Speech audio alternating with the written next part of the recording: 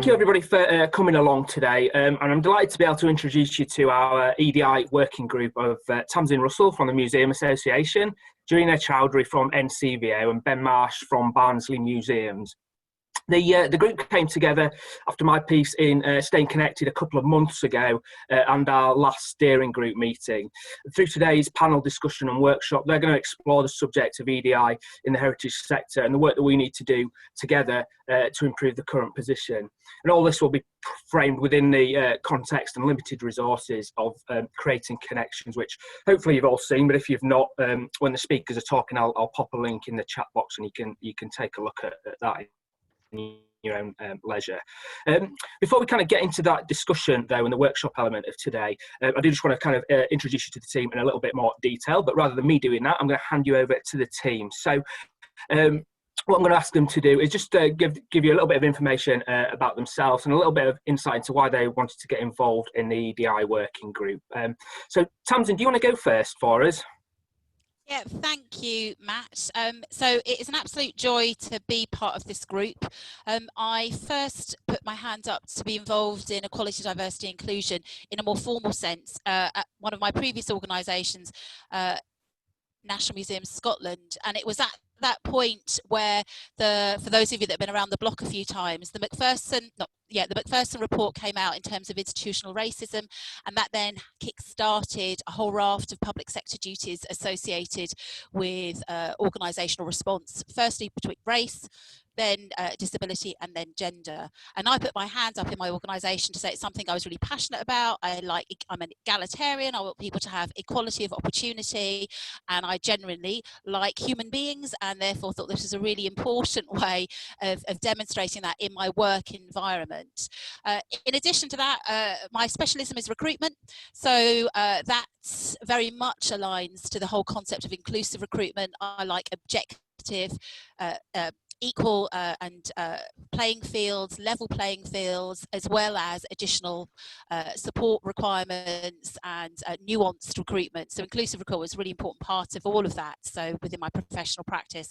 And I also have, for the last 6 years, sat on the ethics committee of the Museums Association, first as a member as a member in general, and then finally as a member of staff.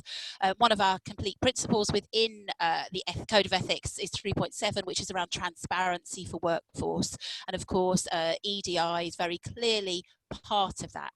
So I'm really excited to be here. It's a passion. I have a good working knowledge, but I can always learn, so I'm looking forward to contributing. Thank you, Tamsin. That's great. I'm going to pass you over to Jarina next. Thanks, Matt. Yeah, so my story is quite different, I think, from Tamsin's. My reasons are largely personal, and actually I think that I'd be happy to elaborate on them in a coffee afternoon if anybody's interested, because there is a story there of heritage, and that my motivations are quite personal, and I can't tell you in 2 minutes. So I got involved in the EDI working group at NCVO about 1.5 years ago. So we decided as staff to come together, and this was a great opportunity for me because we've talked about EDI a lot in the volunteering team, and we just haven't been able to kind of get it any further than the volunteering team for a number of years. So we've tried things, you know, at the annual conference, we've had some opportunities to pull together panels in specific workshops. And I'm very fortunate to have chaired some of those panels. But actually a lot of organisations, they seem to be a bit shy, reticent, or just generally unsure, perhaps a bit fearful about talking about this. So yeah, it was great. You know, NCVO EDI in a working group, this was the opportunity. We thought we could first of all look at some of the more structural issues as to disadvantages people face in the workplace at NCVO. But actually I was looking at it also from a point of view, well, what can we learn and what can we do for volunteering? So that's my end goal with this, if you like. It's all about volunteering, but I'm doing it in the EDI working group at NCVO. and also I'm part of the steering group at HVG. So it made absolute sense for me to come. And also my personal reasons, if you're interested in those, in a coffee afternoon, yeah, it all ties in very nicely together. That is awesome. Thank you, Jarina, and we'll absolutely take you up on that personal story, and we'll book you in shortly. So thank you. And now I'll hand you over to Ben. Hi, thanks Matt. Slightly different from me as well. So I'm Ben Marsh, I'm the volunteer coordinator for Barnsley Museums, and I coordinate our programme across the 5 sites we look after. Like lots of people here, volunteering had to pause in March, but I was fortunate enough that I was carried on working.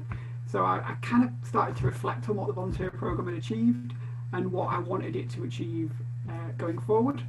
And as I was kind of looking at that, we saw over the summer, obviously, the activism of Black Lives Matter, and it really got me thinking about, well, what are we doing to support that and be actively anti-racist, among other kind of EDI elements that I wanted to take forward. So I started doing some kind of reading, looking things online, trying to educate myself a little bit more, and that's when Matt came along with the steering group. It just seemed like a perfect opportunity to improve my own learning and understanding, talk to all of you, find out more, and hopefully listen and share kind of best practice as it comes along. So that's kind of where I'm coming from, someone who's just almost at the beginning of that journey and just trying to work it out, hopefully with everyone involved.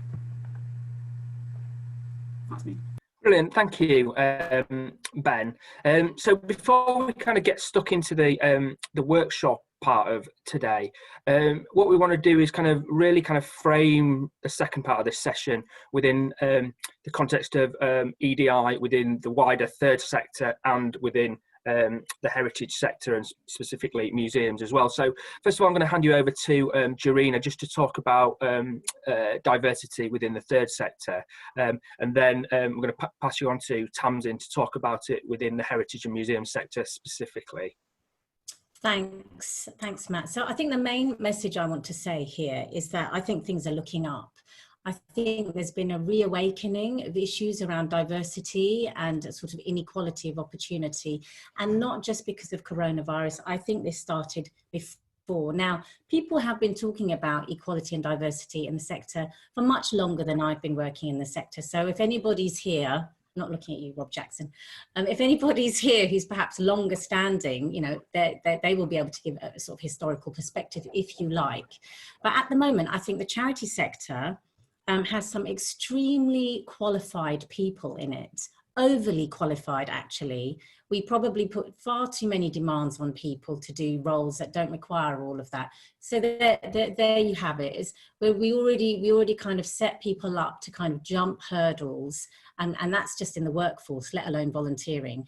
We know from, for example, the Civil Society Almanac, we know that the workforce of the sector is mainly white, is highly feminized in junior and sort of middle positions, but the more senior you go, the more sort of white male middle class it becomes. And there's also data in there as well, obviously, around volunteering. So in July last year, the Institute of Fundraising, they launched a strategy for equality, diversity and inclusion, and other things were happening last year as well around the backlash that Citizens Advice received in response to some training it had put on, which was regarded as racist. And from that, the campaign, hashtag Charity So White, was born. We saw the publication of a report between Akivo and Voice for Change England, where they talked about racism in the charity sector. So this is just one aspect as well. Racism isn't the whole picture. This is just one aspect. But that report is actually worth looking at. It's called Home Truths, and I'll put a link to it in the chat box. For volunteering, we know about the Civic Corps. We know that there's a small percentage of people who vote, who carry out different types of civic participation, including donating to good causes, and of course, including formal volunteering. But formal volunteering itself is actually full of barriers. And what we've seen in the last few months, obviously, is with mutual aid, people have just shown that you don't need all those barriers to get involved if you want to help out. And by not by not removing those barriers, we're just preventing loads of people who otherwise would come forward to help out. So those are the challenges for us. I mean, I really think volunteering is the missing link in all of this.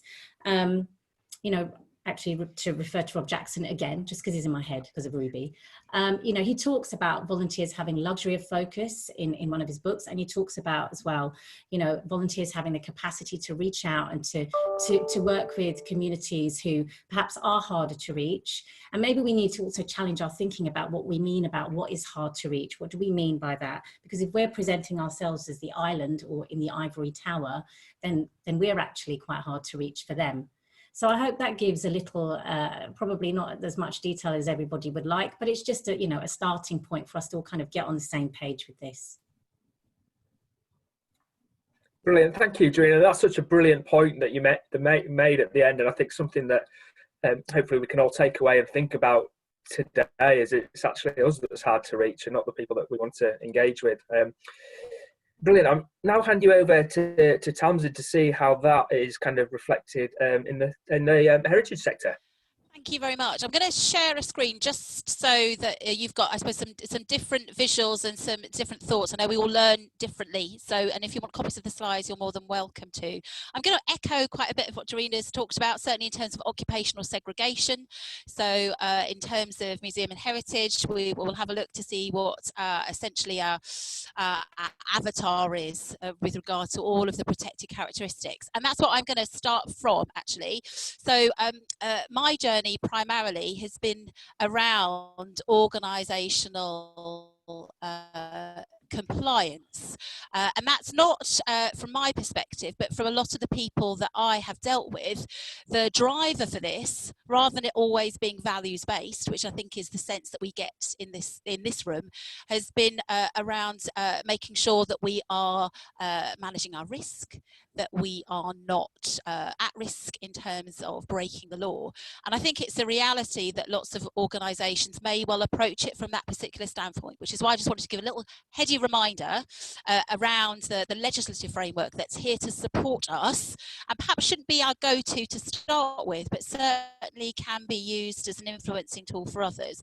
For those of you that aren't familiar with the amazing Equality Act 2010, it brought together multiple pieces of legislation to enable us to act in consort to look at equality, diversity and inclusion.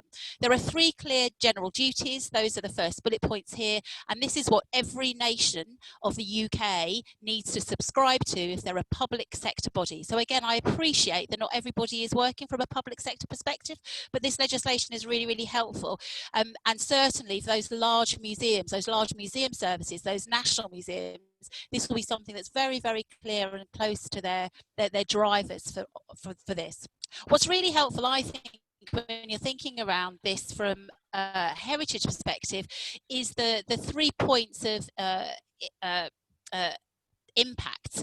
So the legislation talks about how we act as a policy maker, how we act as an employer, and how we act as a service provider. And I think that's really interesting from a volunteering perspective, because essentially we can talk to and relate to all of those points to a degree. I know we're not employing volunteers because volunteers don't have worker status, but a lot of the approaches in terms of accessibility, in terms of inclusion, are absolutely there. So the legislation is helpful.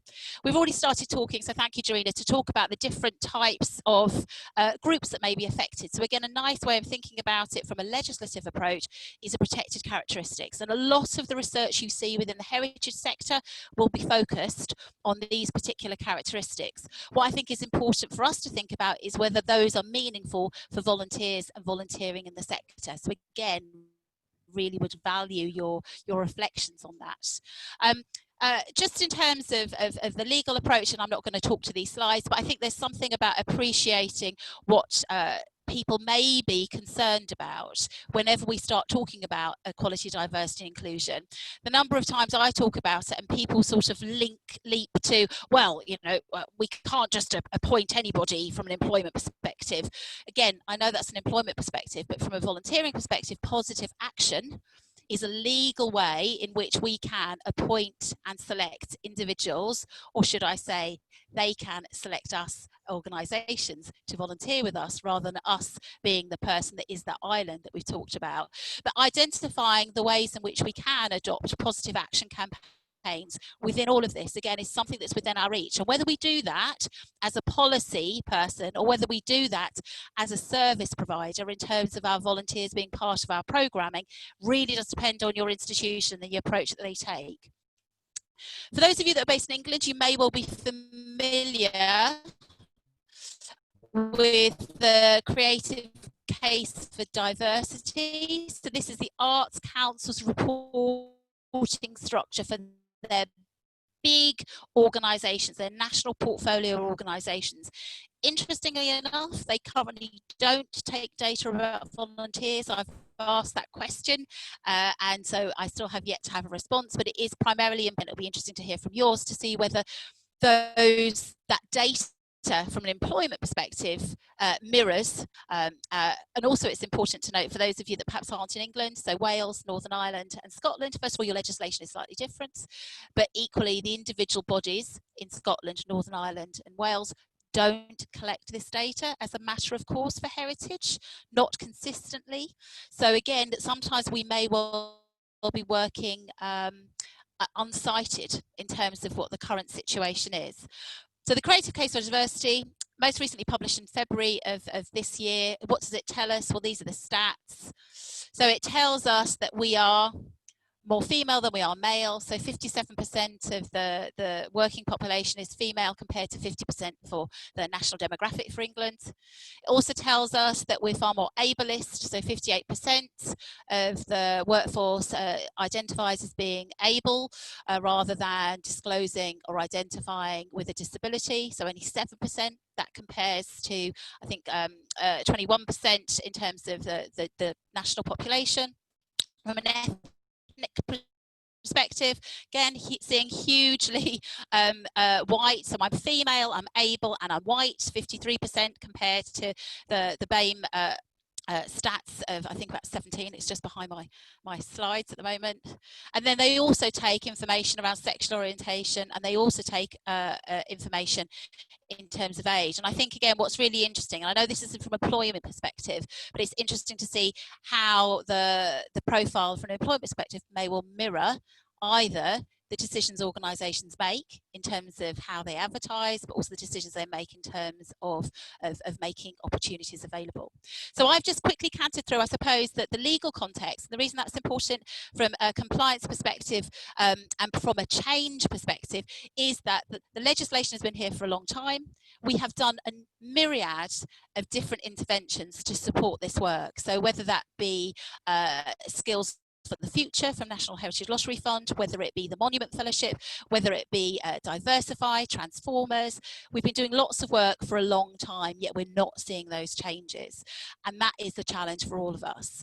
Volunteering isn't necessarily a pipeline to employment within the sector, but it can be. So again, it's important to think about what this might mean in terms of people's experience of work.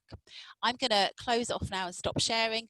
And apart from to say, there is lots of activism now, it's increasing, and I do feel, again, I mirror absolutely, I think there is a sense that we can move forward, and there are lots of smaller networks to support that, whether that be Museum Detox, whether that be Museums DCN, whether that be Museums as Muck, whether it be Space Invaders. There are lots of smaller networks that are absolutely wanting to transform the sector, and we can capitalise on that. Awesome, thank you, Tamsin. That was a really great little mini presentation there that will hopefully help frame the workshop and give people a few ideas later on. Now, just before we do move on to the workshop section, what I did say that I would do and what I haven't done is kind of give a little bit of an overview of creating connections, so our strategy. So what I'm going to do is just briefly talk through that. So for those of you who aren't aware, our vision is that everyone involved in heritage volunteering is connected and able to unlock the power of volunteering through collaboration and sharing best practice. And that is written in our lovely document, which you can access online. And so the way that we aim to do this is essentially by working in 3 specific areas, or that we have done to date. So at a national level, or a steering group level. So that is through things like the national conference that we run. It might be through major research projects that we participate in, or work like that we've done with Historic England. And then a regional level, which is the second area of our strategy. That's where we're working with you and your networks to support you and to help connect you to practitioners across the country. It's also where we're doing our Inspire events, which are aimed at local volunteer management networks and bringing expertise and people from outside the local area to support volunteering and volunteer management. And then digitally through things like the coffee afternoons, through our social media platforms, through our YouTube channel, and through staying connected as well. So when we talk about how we can deliver EDI through within the framework of creating connections, that's what we're talking about. How can this working group and the work that they're going to be doing support and cut right the way through all those strategic areas, so that at a national level and through the work we do as a steering group, through our regional work and through our digital work, we can make sure that equality, diversity and inclusion is reflected in that. It's probably worth saying as well that we have very, very limited resources, and just so we don't end up overwhelming our working group.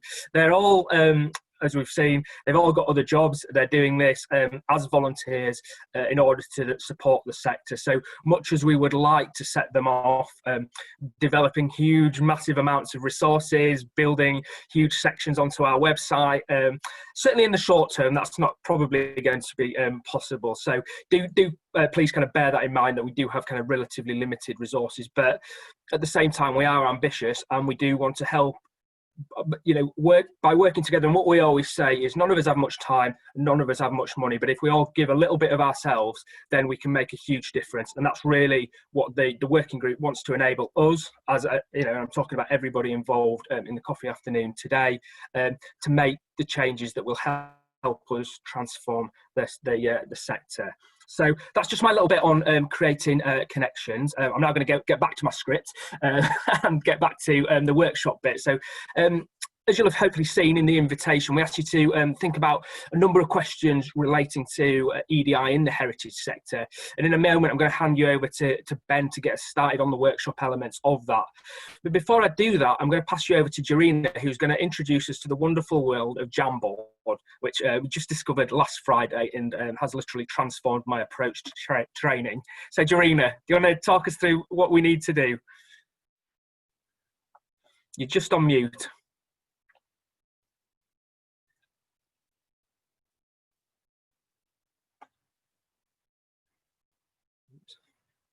Still on mute, Jarina. Yeah, okay. There we go. So I'm off mute now.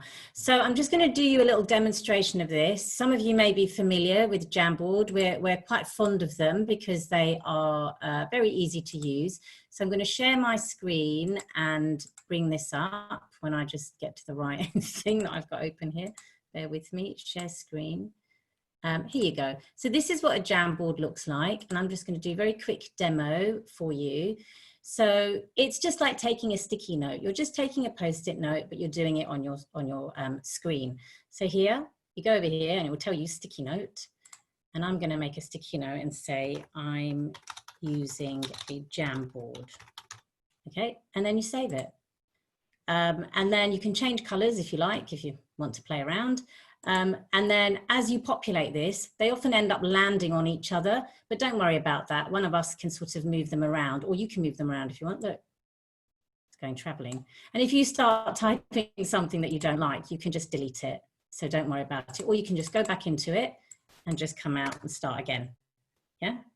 So I'm going to cancel that one. So I'm going to put this, there it is. It's still there if you want to see it. I'm using a Jamboard. I'm going to put this link in the chat box so that you can start posting. And the question is around the aims and objectives of the working group. So just building on what Matt just said, given our limited resources, how can we work towards the ambitions of creating connections? Right, we'll put it in. Hang on, navigating to stop screen share. That's what I need to do. Okay, so here's the link. Just Just bear with me for a second. And then you can be thinking about what you want to post on the Jamboard. I've got to copy and paste it.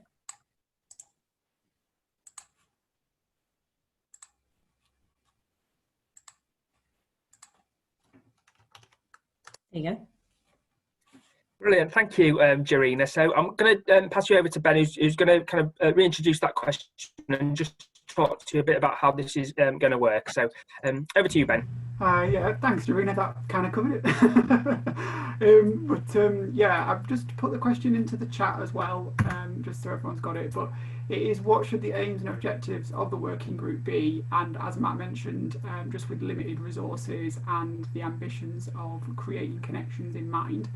So if everyone wants to start on the Jamboard, we'll just have a few minutes on that, just throw ideas in there, throw your thoughts on there. I'll try and move them around so they're not covering everyone up, and then we'll just have some feedback and reflections after a few minutes, if that's okay with everyone. So first person to be brave, get on the link, put something on.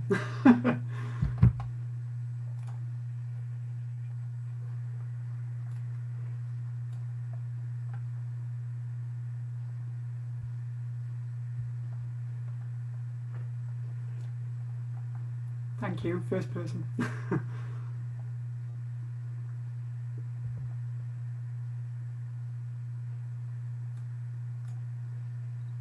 feel like we should have some mood music on. Go and get my piano out. Have you got some lift music, Matt, that night? Yeah, I'll bang on a bit of Greensleeves.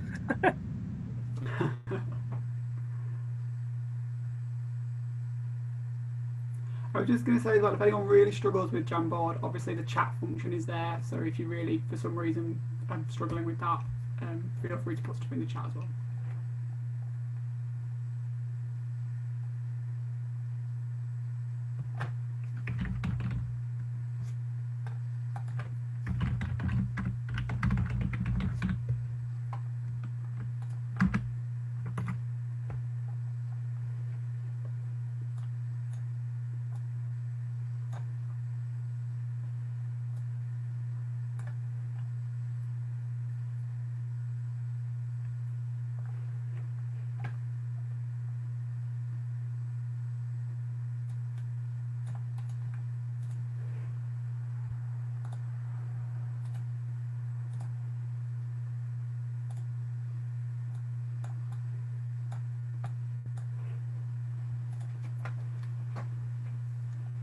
Okay, so I think just probably another minute, if that's okay, Matt.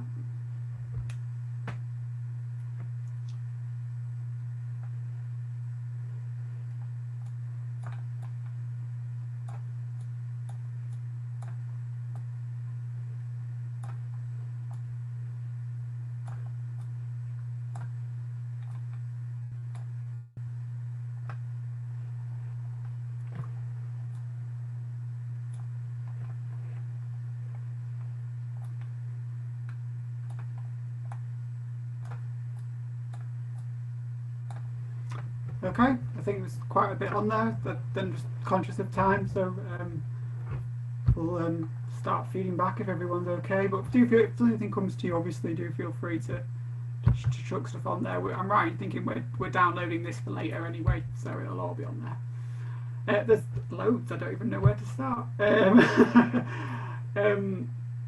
I think the one that stands out to me is definitely sharing good practice. That feels like a real winner and kind of no-brainer really. About, we're a huge sector, we do an amazing amount of work. Let's not struggle on our own and reinvent the wheel. I get, is that what that person, whoever that was thinking? If anyone wants to come forward.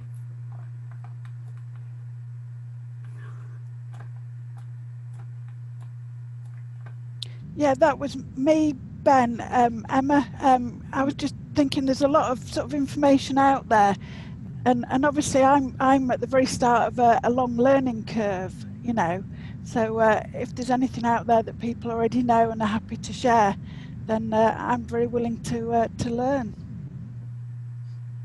I think that's, yeah, I feel exactly the same, Emma, and I think over lockdown that's been my thought process, is that very much at the beginning of figuring out how to do this in a great way that'll take the whole program forward. So yeah, I think that's a really good point.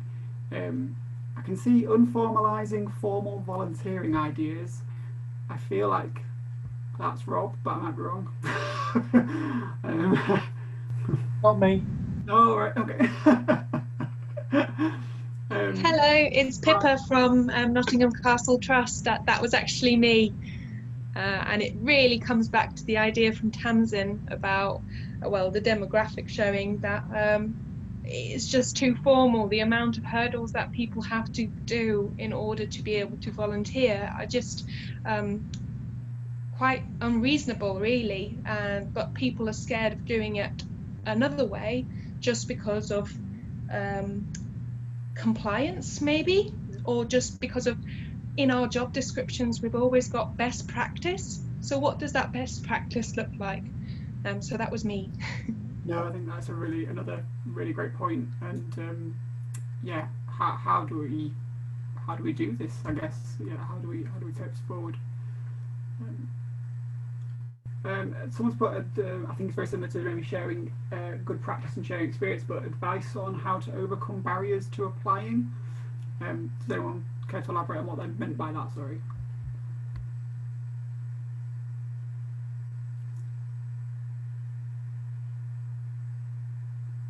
No. What are we like for time, Matt? Sorry, I've lost a couple of minutes. We've probably got a couple of a minute or two left. Cool. So there seems to be a lot of kind of similar strands coming through. So I think like training resources, sharing best practice. I like the person who's put celebrate and share success. I think that's a really good one. Share examples of action.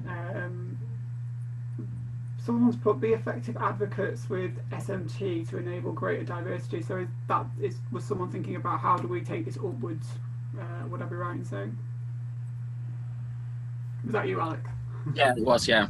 So I thought that it was it's important that you get the SMT and senior leadership on board with the volunteering, and to actually look right from sort of the heart of it, how we can actually sort of like change the best practice really within the organisations.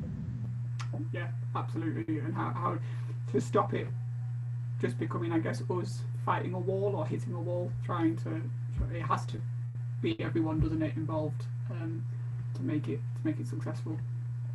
Nope. Someone has started screen sharing. So I think we're probably on time for that one. I'm just conscious that there's 2 more questions to go. So I think it's now on to Tamsin. Yes, it is. Fantastic.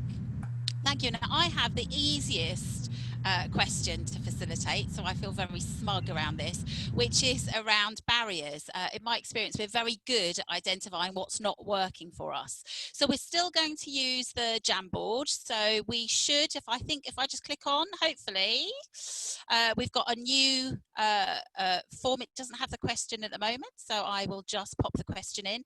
And in exactly the same way, what we would like you guys to do is to reflect on this question. So what are the biggest issues or problems facing you when you're looking at creating? And we've already started to explore that in the previous section, but this is sort of far more specific. So, think about where the pushback might come from. Think about departments that you might need to get on board. Think about anything that is a problem as far as you're concerned that is going to affect your ability to affect change. And what I would say is,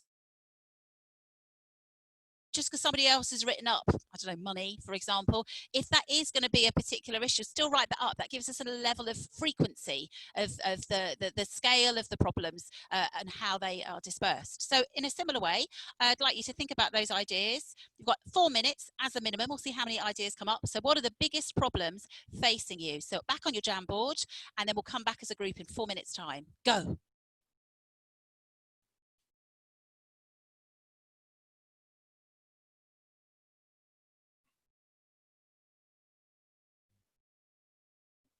and I will continue to move things around. So you just come up with any of those problems. Be really in that negative, that deficit model. Tell me everything that's not going to work.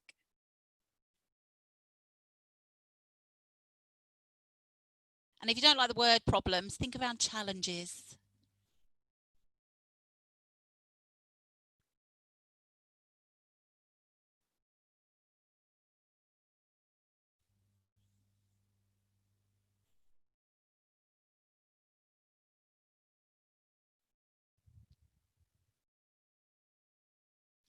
Because identifying what all of these problems are, what we hope to do is to be able to think about what the response could be.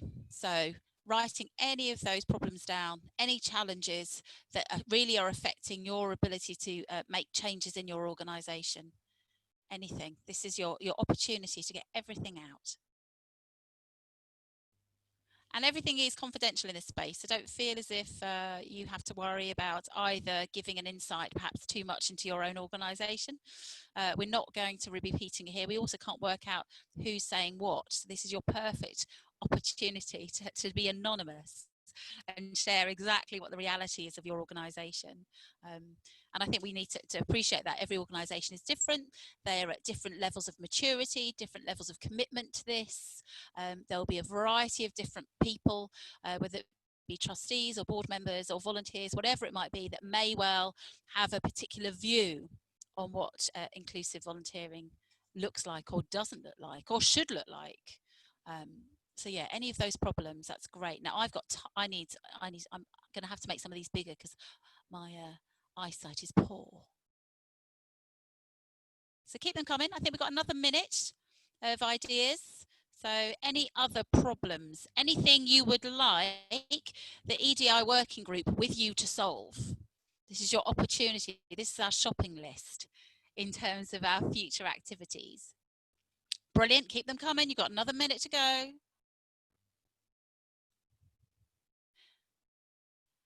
And if you don't want to use Jamboard, but you want to put something in the chat box, if you like different ways of collating ideas, feel free to do that also.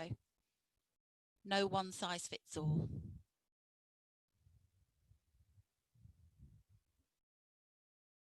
Brilliant. Thanks, Ben. I wasn't looking at the chat box. Yeah, so you just literally move it on. Just one link. This is only my first time using Jamboard, but I am already a convert completely. All right, so final bits. For those of you that still come up with ideas, please feel free. Before we open up back as a whole group, I certainly know when I'm coming up with ideas, I'm really focused on my idea and I'm never really focused on anybody else's. So I'm going to give everybody now just a minute just to look at those other ideas that other people have put up there. I'm really happy to open it up to the group to see if there's anything that people would like to think about. I'm having to get very close, over my glasses close. So existing volunteers is quite high. That comes up quite frequently. The local demographic isn't that diverse. So have a look. Carry on adding on. Does anyone want to say anything in response to any of the post-it notes? Is there anything that people would like to explore more? Is there anything that's not clear from another person that's posted something? Feel free to either just put your hand up or just to start talking, because I will be quiet. Hi, Caroline. Question, reflection, observation. Someone's written horrific access in the building, and that is just too relevant to me today, because I had to actually send an email to someone to say that our lift is actually now behind building works. We're not completely inaccessible. And it's a problem pretty much everywhere I've worked, and I don't know how to fix it. I can't fix it, but it's just horrible. Esther. Yeah.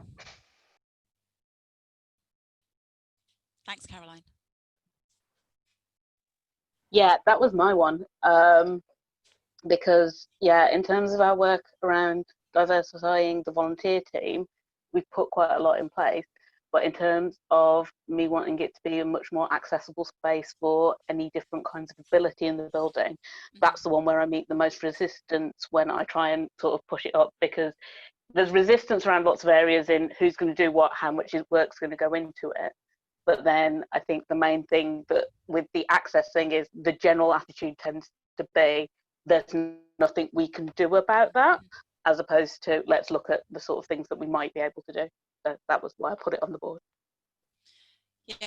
Yeah, and access is always an issue. Yet we know that from a historic house perspective, certainly, but it is about thinking creatively around that, and that's not us necessarily, but it's also about the rest of the organisation. Yep, really good. And I like the reflection, Caroline, just about works. I've worked in organisations that are going through big capital builds, and it's amazing how even as a member of staff, you might go somewhere and find out that a route has been blocked off, and not keeping the volunteer managers in the loop, certainly when there is a capital build in place, I think is really significant around how we support our volunteers navigate that space and use the space.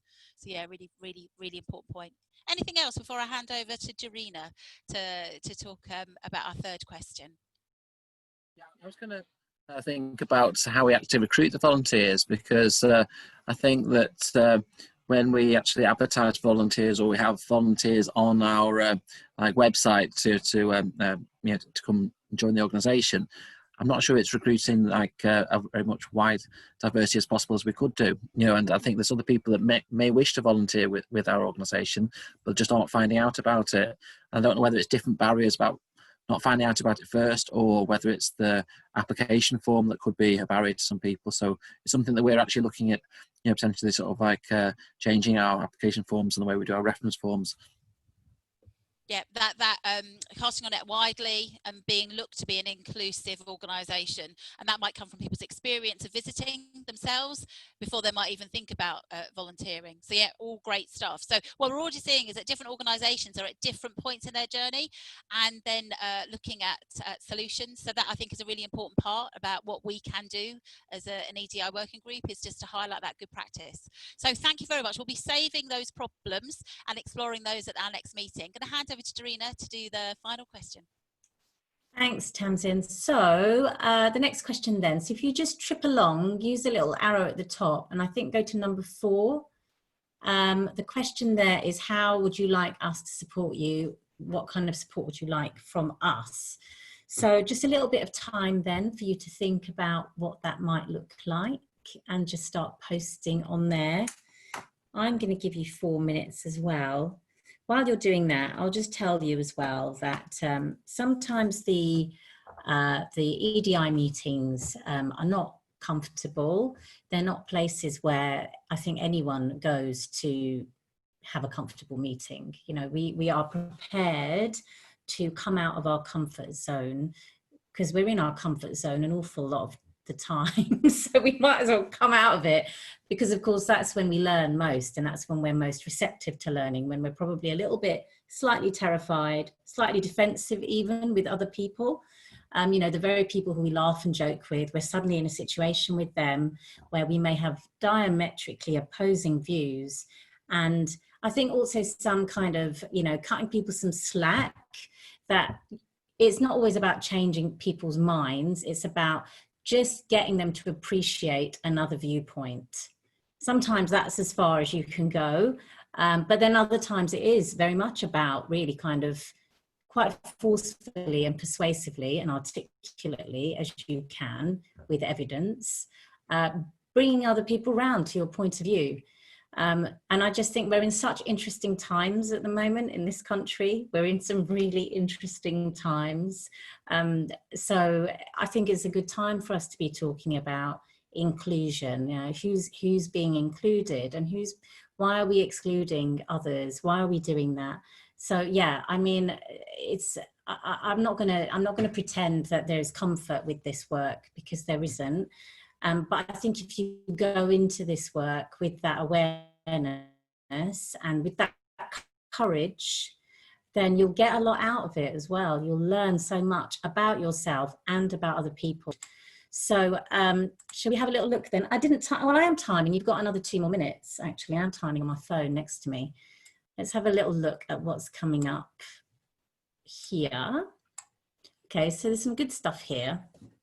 Some tangible stuff. Okay, I'm just reading off the board. Shall I share my screen, or are you all looking at your screen? Please share. I can't see it at all. Oh, okay. Let me share my screen. Hang on. Let me go, here you go.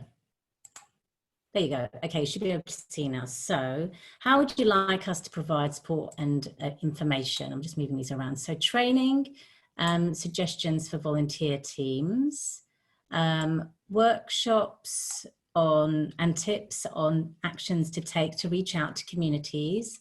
I want to be challenged and uncomfortable, to learn and grow as a person and professionally. Books are great, but these need to be supported by conversation.